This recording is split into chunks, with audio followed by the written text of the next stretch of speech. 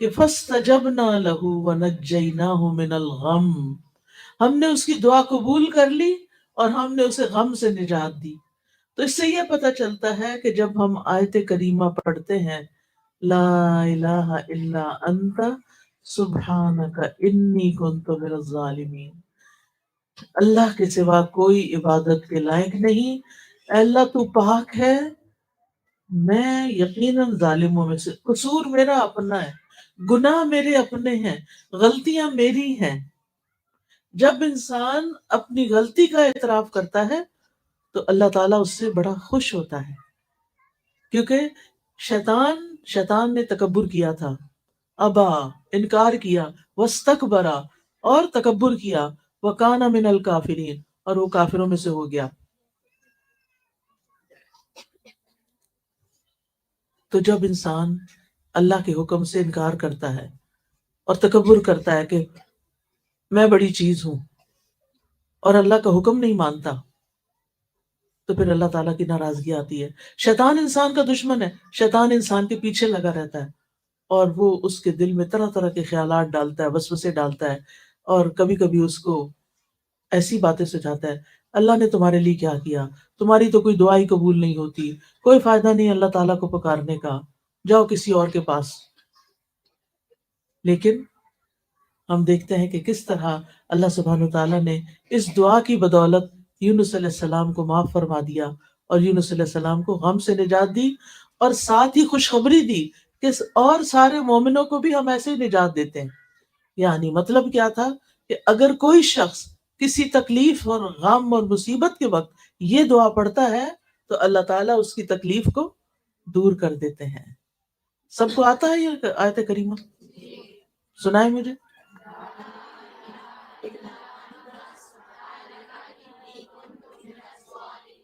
شابش، بہت ہی اچھا۔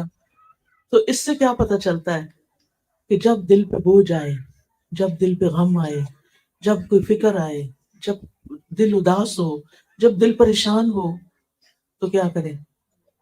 یہ آیت کریمہ پڑھیں، تسبیح پڑھیں۔ تسبیح غموں کا علاج ہے۔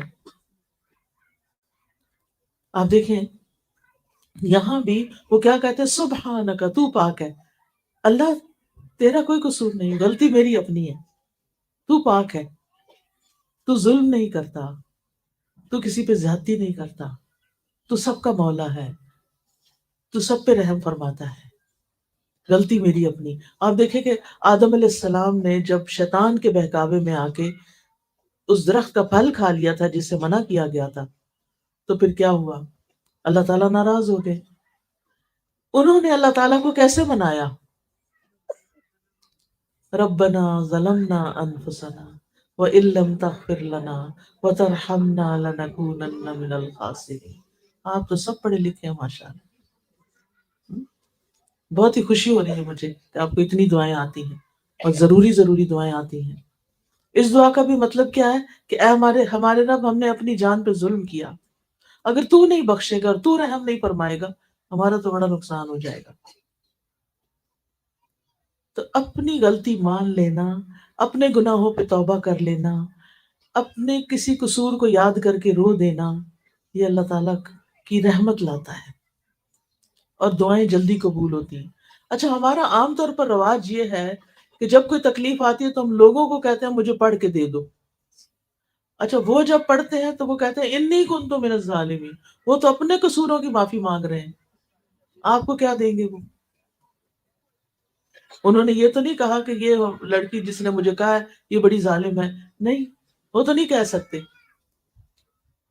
تو ہر انسان کو خود اپنے لیے پڑھنا چاہیے، ٹھیک ہے نا، زیادہ سے زیادہ۔ اور اس میں کوئی شرط نہیں ہے کہ ضرور 1.25 ہی پڑھیں، آپ چاہیں تو 2 لاکھ پڑھ لیں، کسی نے منع نہیں کیا، 4 لاکھ پڑھ لیں،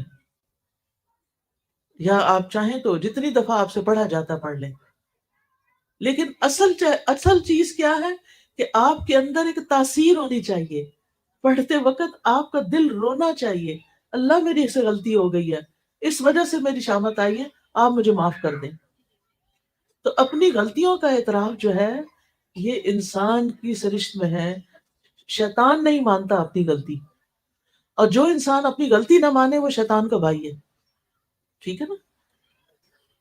اب ہمیں دوسروں کو تو ہم نہیں منوا سکتے، لیکن ہم اپنی اپنی فکر تو کر سکتے ہیں نا، اپنی مشکلات سے تو نکلنے کے لیے یہ وظیفہ کر سکتے ہیں اور کرتے رہنا چاہیے۔ تو اس آیت سے یہ بات پتہ چلتی ہے کہ تسبیح کرنا، لا الہ الا اللہ پڑھنا، اس میں دو چیزیں پڑھی ہیں انہوں نے، لا الہ الا انت، ویسے وہ دوسرے لفظوں میں ہم کہتے ہیں لا الہ الا اللہ، اس لیے غم کا علاج لا الہ الا اللہ میں، اللہ کے سوا کوئی عبادت کے لائق نہیں۔ جب کبھی دل بوجھل ہو، کثرت سے پڑھے لا الہ الا اللہ، لا الہ الا اللہ، لا الہ الا اللہ، آپ دیکھیں گے تھوڑی دیر کے بعد آپ کا دل ہلکا ہونے لگے۔ اور دوسرا انی کنت من الظالمین، سبحانک، دوسرا ہے سبحانک، تو پاک ہے۔ تو اس میں ہم کیسے پڑھ سکتے ہیں؟ سبحان اللہ، سبحان اللہ، سبحان اللہ۔ ایک دفعہ سبحان اللہ کہنے سے زمین اور آسمان کے بیچ کی فضا بھر جاتی ہے، اتنا بڑا کلمہ ہے یہ۔ ایک دفعہ الحمد للہ کہنے سے میزان بھر جاتا ہے، اتنے وزنی ہے یہ کلمات۔ اللہ کا ذکر بہت بڑی چیز ہے، معمولی چیز نہیں ہے۔ وَلَا ذکر اللہ اکبر، اس لیے ہمیں کثرت سے اللہ کو پکارنا چاہیے، اور جو اللہ کو پکارتا رہتا ہے، الا بذکر اللہ تطمئن القلوب، خبردار، اللہ کے ذکر سے دلوں کو اطمینان آ جاتا ہے۔ لیکن ہم اکثر یہ بھول جاتے ہیں، ہم بھول جاتے ہیں کہ اللہ کے ذکر میں اطمینان ہے، اللہ کے ذکر میں سکون ہے۔ تو اللہ سبحانہ تعالیٰ کو ہر حال میں یاد کرتے رہے، اور تسبیح پڑھتے رہیں، اور لا الہ الا اللہ توحید کا اقرار کرتے رہیں۔ اس دعا کے بارے میں نبی صلی اللہ علیہ وسلم نے فرمایا، یونس علیہ السلام ذوالنون کی دعا جب وہ مچھلی کے پیٹ میں تھے، یعنی لا الہ الا انت سبحانک انی کنت من الظالمین، جب بھی کوئی مسلمان کسی معاملے میں ان الفاظ کے ساتھ اپنے رب سے دعا کرے، اس کی دعا ضرور قبول ہوگی۔ یعنی اگر آپ کی کوئی اور دعائیں بھی ہیں، کوئی حاجتیں ہیں، تو یہ تسبیح پڑھ کے ایک دفعہ پڑھے، دو دفعہ پڑھے، تین دفعہ، پانچ دفعہ، جتنا آپ کے پاس ٹائم ہے، یا دعا مانگنے سے پہلے آپ پڑھ لیں اور پھر اپنی دعا کریں۔ بچوں کے ایگزامز ہیں، یا کوئی جاب کا مسئلہ ہے، یا کاروبار کا مسئلہ ہے، یا کوئی بیمار ہے، یا کوئی دکھی ہے، پریشان ہے، تو آپ کیا کریں؟ دعا کریں، اپنے لیے بھی کریں، دوسروں کے لیے بھی کریں۔ مسلمان کی دعا مسلمان کے حق میں قبول ہوتی ہے، اور اس کے لیے فرشتہ دعا کرتا ہے، یا اللہ اس کو بھی یہی عطا فرما۔ اسی طرح رسول اللہ صلی اللہ علیہ وسلم نے فرمایا، کیا میں تمہیں ایسی چیز نہ بتا دوں کہ جب تم میں سے کسی آدمی کو کوئی رنج و الم ہو، دنیا کی آزمائشوں میں سے کوئی آزمائش آ جائے، اور وہ اس دعا کو پڑھے تو اس کی تکلیف دور ہو جائے گی؟ تو آپ سے کہا گیا کیوں نہیں؟ آپ نے فرمایا وہ مچھلی والے کی دعا ہے، لا الہ الا انت سبحانک انی کنت من الظالمین۔ اس دعا کو دعائے کرب کہا جاتا ہے، یعنی کرب و بلا کے وقت یہ دعا پڑھی جائے۔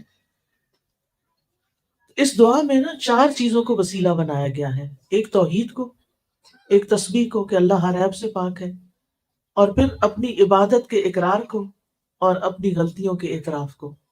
یہ چار چیزیں ہیں خاص اس دعا کے اندر، جس کی وجہ سے دعا کی قبولیت ہوتی ہے۔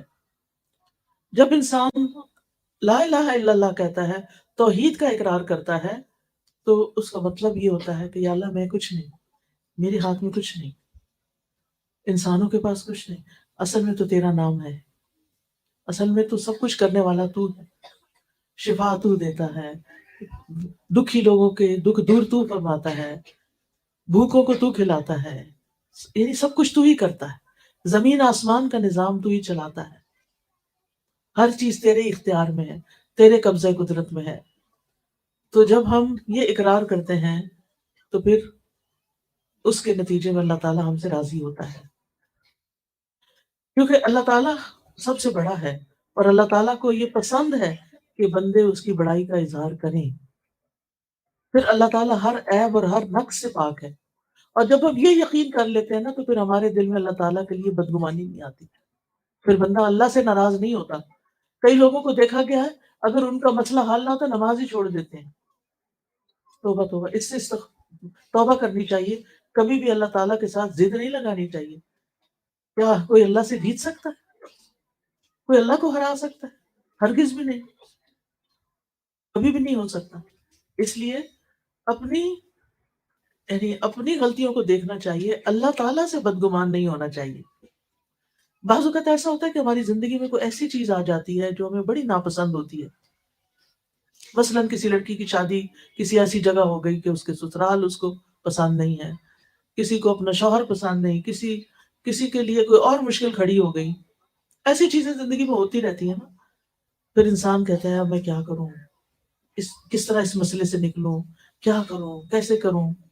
لیکن جب وہ یہ دیکھتا ہے کہ اللہ تعالیٰ فرماتے ہیں قرآن مجید میں عَسَىٰ أَن تَكْرَهُوا شَيْئًا وَيَجْعَلَ اللَّهُ فِيهِ خَيْرًا كَثِيرًا، ہو سکتا ہے ایک چیز تمہیں سخت ناپسند ہو اور اللہ تعالیٰ اس میں بہت بڑی خیر ڈال دے۔